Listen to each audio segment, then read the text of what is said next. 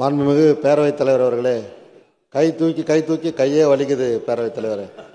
இல்லை, அதெல்லாம் இப்படியெல்லாம் பேசக்கூடாது. ரவி உட்காருங்க. இல்லை, நீங்க கேபி அன்பழகன் உட்காருங்க. கை சோமான பிறகு நான் கூப்பிடுறேன். கை சோமா விட்டு கேபி அன்பழகன் கேள்வி கேட்கலாம், அடுத்த கேள்விக்கு போயிருவேன். உட்காருங்க. நான் அடுத்த கை சோமா விட்டு முதல்ல நீங்க கேபி அன்பழகன் கேள்வி கேட்கலாம், வேற ஆளுக்கு சொல்லணுமா? நான் அவை முன்னவர். பேரவைத் தலைவர்களே, மாண்பு உறுப்பினர்கள் கேள்வி நேரத்திலே துணை கேள்வி கேட்பதில் தவறில்லை. அதுக்காக தான் கேள்வி நேரம் வச்சிருக்கோம். ஆனால் சில நேரங்களில் நீங்கள் எப்படி கொடுப்பீர்கள் என்று எனக்கு தெரியும்.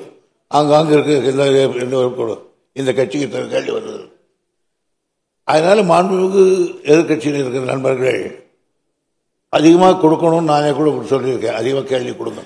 ஆனால் அதற்காக ஒவ்வொருவரும் உங்களை எழுந்து நின்று உங்களை நையாண்டி செய்வது இந்த மரபல்ல. இது சாதாரணமாக இருக்கலாம் நீங்கள், ஆனால் உட்கார்ந்து இருக்கிற இடம் மாண்பை காக்கின்ற இடம். எனவே அருள் கூர்ந்து நையாண்டி செய்யக்கூடாது. கேள்வி கேட்கலாம். இல்லை, அதே மாண்புமிகு உறுப்பினருக்கு 3 துணை கேள்வி கொடுத்திருக்கிறேன்.